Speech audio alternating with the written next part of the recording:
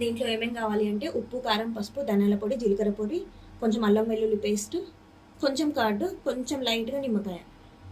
వాటన్నింటిని mix చేసుకొని నేను నిన్న ఓవర్ నైట్ అంతా పెట్టాను. మీకు తొందరగా కావాలంటే ఓన్లీ 1 అవర్ పెట్టుకుంటే సరిపోతుంది. మ్యారినేట్ చేసుకొని పెట్టుకుంటే జ్యూసీగా ఉంటుంది పీస్.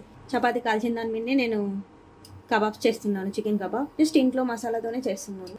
ఏం లేదండి, ఇలా చిన్న చిన్న పీసెస్ వేసుకుంటే సరిపోతుంది.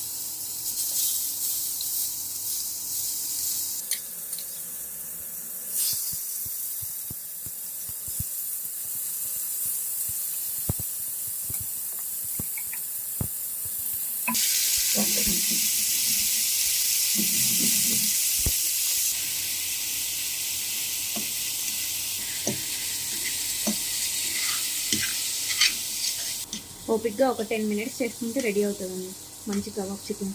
ఇందులో మీకు కావాలంటే క్రీమ్ కూడా వేసుకోవచ్చు, fresh cream.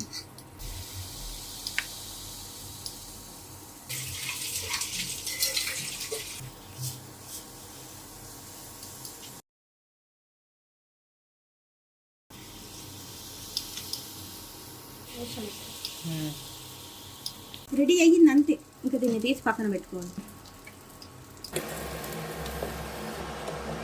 This is final output.